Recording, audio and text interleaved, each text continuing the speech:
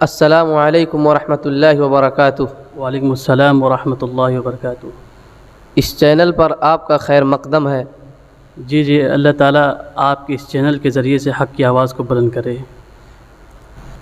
مولانا صاحب، آپ سے ایک سوال ہے، عیدین کا آغاز کب ہوا؟ اس سلسلے میں رسول اللہ صلی اللہ علیہ وسلم کا کیا فرمان ہے؟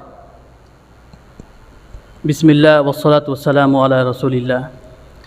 دیکھیے، عیدین کا آغاز یہ تب ہوا جب آقا مدنی صلی اللہ علیہ وسلم مکہ سے مدینہ منور کی طرف جب آپ نے ہجرت فرمائی تو آپ نے دیکھا کہ وہاں کے لوگ تہوار کے طور پہ 2 دن مقرر کیے تھے جس میں وہ لوگ خوشیاں مناتے تھے، لہو لعب کرتے تھے۔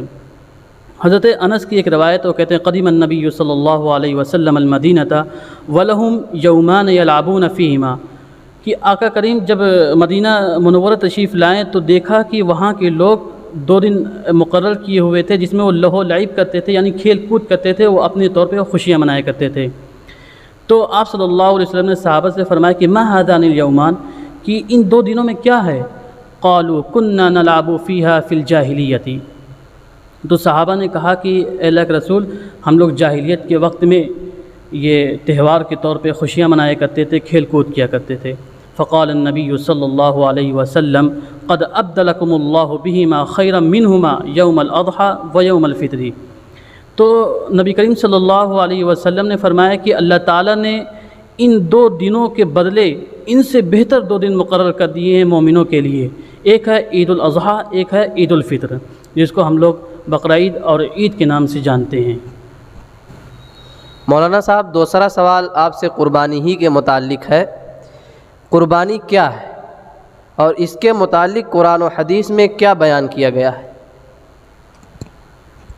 دیکھیے، قربانی کے سلسلے میں جہاں تک قرآن پاک میں آیا ہے 30ویں پارے سورہ کوثر میں، فصل لربک وانحر، آپ اپنے رب کے لیے نماز پڑھیے اور قربانی کیجیے۔ یہاں نماز سے مراد وہی عید الاضحیٰ کی نماز جہاں تک مفسرین نے لکھا ہے، مختلف اقوال ہیں، اور وانحر سے مراد وہی قربانی۔ حدیث پاک میں آتا ہے کہ صحابہ نے اللہ کے رسول سے دریافت کیا کہ اے اللہ کے رسول، ما هذه الاضاحی، یہ قربانی کیا چیز ہے؟ قال سنت ابیکم ابراہیم علیہ السلام، تو رسول اللہ صلی اللہ علیہ وسلم نے فرمایا کہ یہ تمہارے باپ ابراہیم کی سنت ہے۔ قالوا فما لنا فیہا یا رسول اللہ، اے اللہ کے رسول، تو صحابہ نے دوبارہ عرض کیا اللہ کے رسول سے کہ اے اللہ کے رسول، تو اس میں ہمارے لیے کیا ہے؟ تو آقا صلی اللہ علیہ وسلم نے فرمایا کہ بکل شعرۃ حسنۃ، یعنی جو قربانی کے جانور ہیں ان جانوروں کے ہر بال کے بدلے ایک نیکی ہے۔ قالوا فالصوف یا رسول اللہ، قال بکل شعرۃ من الصوف حسنۃ، تو صحابہ نے پھر عرض کیا کہ اللہ کے رسول، صوف کا کیا حکم ہے؟ یعنی وہ بال جو اونی بال ہے، یعنی بعض جانور ایسے جن کے جسم پر گھنے بال ہوتے ہیں، جیسے بھیڑ ہے، دمبا ہے، تو اس کے سلسلے میں آپ کیا کہتے ہیں؟ صوف کو اون سے اور روئے کے بعد سے تشبیہ دی گئی ہے۔ تو رسول اللہ صلی اللہ علیہ وسلم نے فرمایا کہ ہر اون والے بال کے بدلے بھی ایک نیکی ہے۔ تو یہ احادیث مبارکہ میں رسول اللہ صلی اللہ علیہ وسلم نے فرمایا۔ اور اسی کے متعلق ایک سوال یہ بھی پیدا ہوتا ہے کہ کیا اللہ تعالیٰ کو خون کی ضرورت ہے یا گوشت کی ضرورت ہے؟ یہ قربانی کیوں؟ تو اللہ تعالیٰ نے قرآن پاک میں فرمایا لن ینال اللہ لحومها ولا دماؤها ولکن ینالہ التقوی منکم، کہ ہرگز اس کا خون اور اس کا گوشت اللہ کو نہیں پہنچتا، لیکن تمہاری پرہیزگاری اور تمہارا تقوی اللہ کو پہنچتا ہے۔ مولانا، تیسرا سوال میرا آپ سے یہ ہے کہ قربانی ایک عظیم عبادت ہے، اگر کوئی شخص وسعت کے باوجود قربانی نہ کرائے تو اس کا کیا حکم ہے؟ دیکھیے، وسعت کے باوجود قربانی نہ کرنے والوں کے سلسلے میں حدیث میں آتا ہے کہ ایسا شخص عیدگاہ کے قریب بھی نہ آئے۔ تو یہاں جو عیدگاہ کے قریب نہ آئے، یہ تحدید کے طور پہ بیان فرمایا گیا ہے کہ اس نے ایک عظیم عبادت کو ترک کیا جو کہ واجب ہے، اور رب کا فرمان بھی ہے کہ تم قربانی کرو، اپنے رب کے لیے نماز پڑھو، قربانی کرو۔ تو اس نے ایک عظیم جرم کا ارتکاب کیا، اس بنیاد پر اسے تنبیہ کے واسطے، خوف کے واسطے بتایا گیا کہ تم اس لائق نہیں کہ تم رب کے حضور میں حاضر ہو، لیکن یہ تحدید کے طور پہ ہے عیدگاہ میں جائے گا اور نماز پڑھے گا، اللہ تعالیٰ سے توبہ استغفار کرے گا اور آئندہ قربانی کے لیے پختہ عزم اور ارادہ کرے گا۔ چوتھا سوال آپ سے، کیا ذوالحجہ کے پہلے عشرہ کے کچھ فضائل ہیں؟ ذوالحجہ کے پہلے عشرے کے فضائل احادیث مبارکہ میں آیا ہے کہ ما من ایام العمل الصالح فیہن احب الی اللہ من هذه الایام العشر، کہ ان ایام میں کوئی نیک عمل کیا جائے، یعنی ذوالحجہ کے پہلے عشرے میں کوئی نیک عمل کیا جائے، یہ اللہ کے نزدیک بہت ہی محبوب اور پسندیدہ ہے۔